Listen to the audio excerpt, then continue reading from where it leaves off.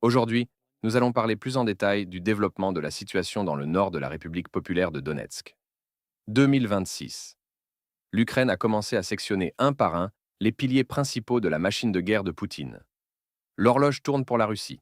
Les stocks s'épuisent, la production s'arrête, et le compte à rebours a commencé pour les soldats sur les lignes de front.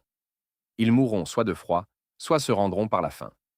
Installez-vous, car aujourd'hui, nous voyageons profondément en Russie.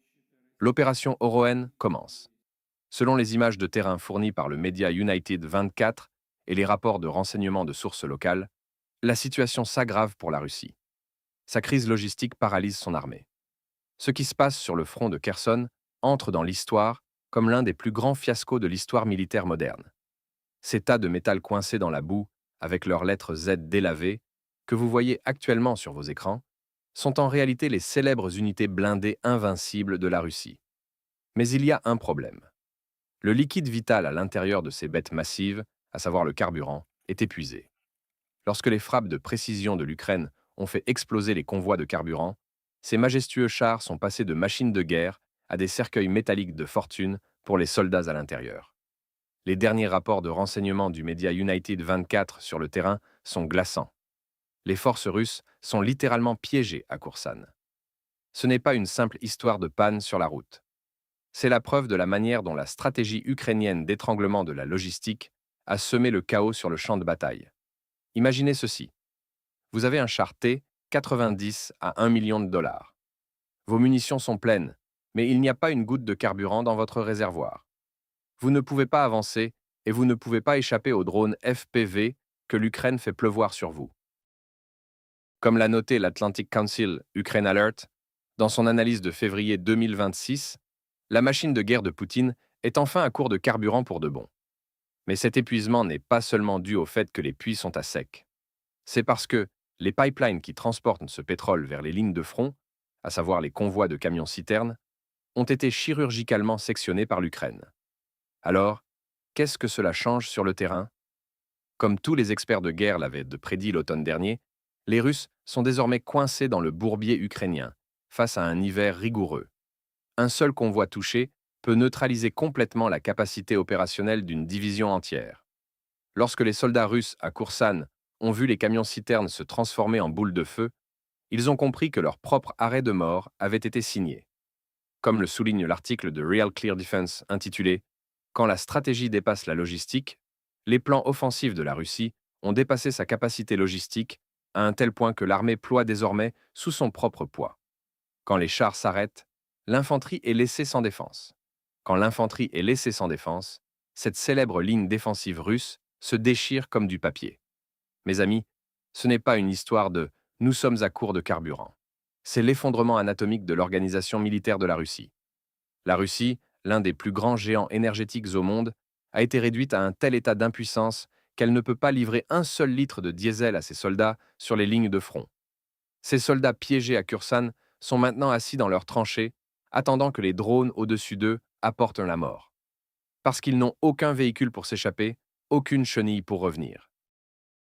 Les opérations de frappe en profondeur de l'Ukraine ont réduit en cendres non seulement les dépôts internes de la Russie, mais aussi l'espoir de survie des soldats russes sur le terrain. Mes amis, aujourd'hui nous pénétrons dans le donjon le plus sombre que le Kremlin veut enterrer sous le béton. Celui que vous ne verrez jamais dans les vidéos de propagande clinquante de la guerre. Vous venez de voir les chars à court de carburant à Kursan. Mais la véritable tragédie est que les personnes à l'intérieur de ces chars et dans les tranchées sont désormais traitées comme des déchets par leurs propres commandants. Ces interceptions radio-secrètes publiées par United 24 et captées par le renseignement ukrainien prouvent comment une armée moderne a été entraînée dans une misère médiévale. Écoutez ces voix. Un seul cri s'élève au-dessus des grésillements. Pas de nourriture, pas d'eau, pas d'ordre. Ils nous ont laissés pourrir ici. Ce n'est pas une simple plainte, mes amis. C'est l'effondrement anatomique d'une hiérarchie militaire. Imaginez une armée qui ne peut pas se battre, non pas parce qu'elle n'a plus de munitions, mais parce qu'elle meurt de faim.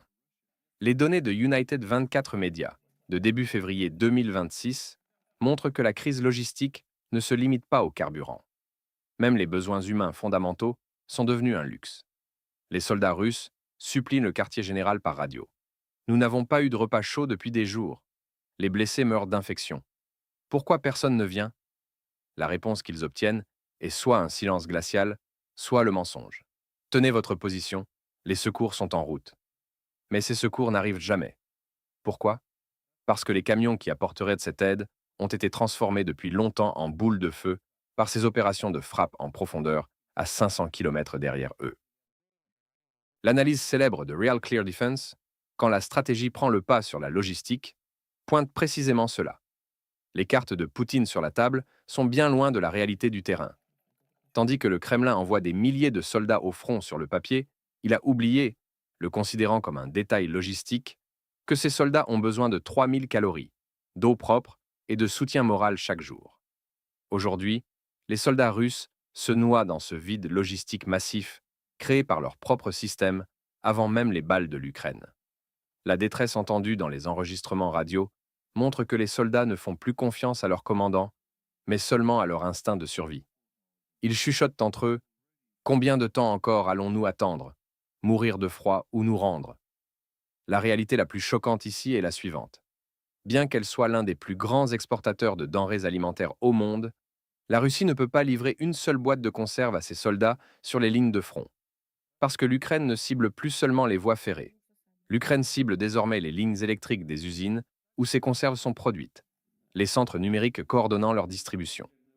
La machine de guerre de Poutine est comme un véhicule qui s'est arrêté parce qu'il n'a plus d'essence.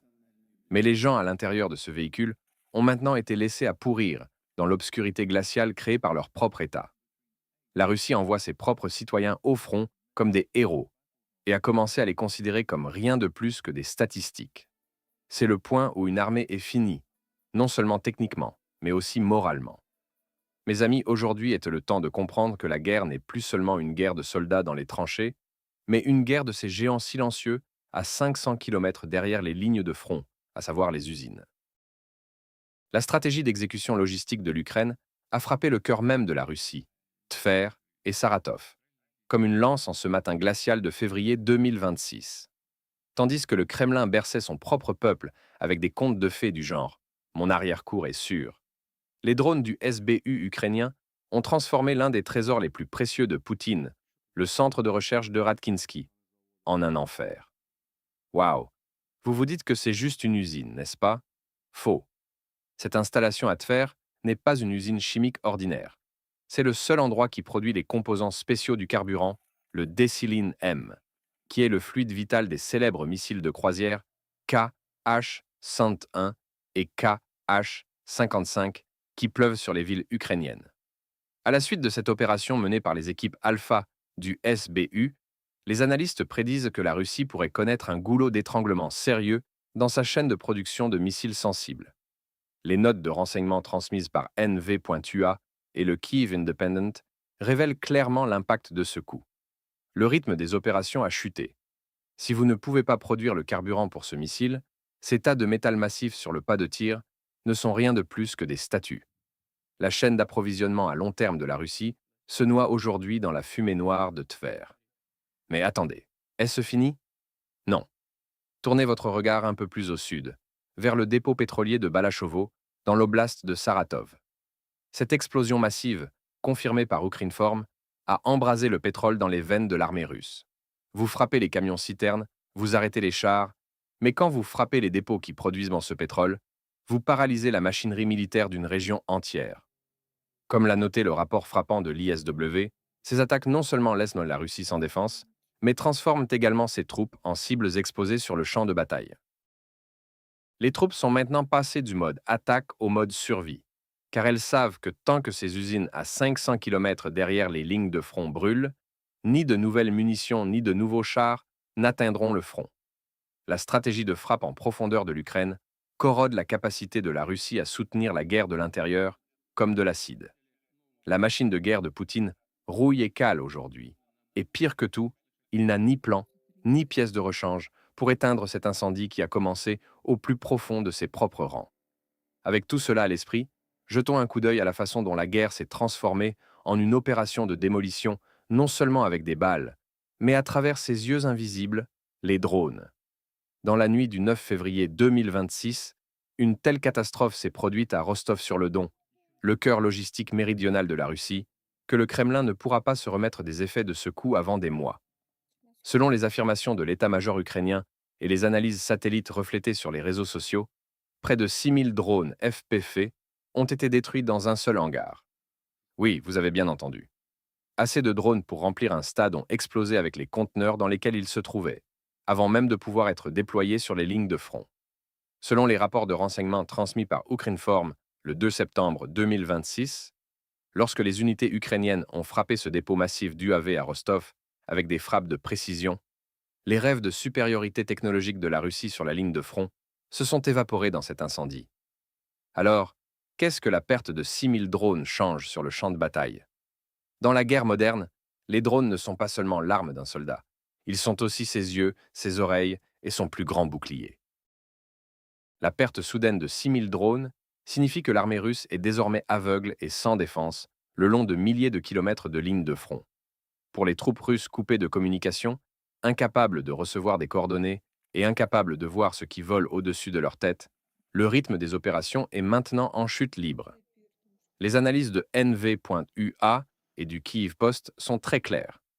Ce coup a non seulement réduit à zéro les capacités offensives de la Russie, mais aussi sa capacité à protéger ses propres troupes. Imaginez ceci, vous planifiez une attaque, tout est prêt, mais les drones qui dirigeraient cette attaque et marqueraient les positions ennemies ont été réduits en cendres dans un hangar à Rostov cette nuit-là. Le résultat? L'opération s'arrête, les troupes sont bloquées sur leur position et elles deviennent complètement sans défense contre les drones chasseurs de l'Ukraine. Mais le véritable cauchemar n'est pas le manque de carburant ou de drones. Le véritable cauchemar est qu'il n'y a plus personne pour conduire ces chars, tenir ses fusils, se rebeller et mourir dans ces tranchées. La crise de 2026 est à nos portes. Où Poutine trouvera-t-il les soldats pour continuer cette guerre? Les données apparaissant actuellement sur vos écrans, du Moscow Times du 1er mai 2026, le montrent. La Russie a atteint une impossibilité mathématique. L'année 2026 n'est pas seulement une année d'effondrement logistique pour l'armée russe, mais aussi une année de faillite des ressources humaines.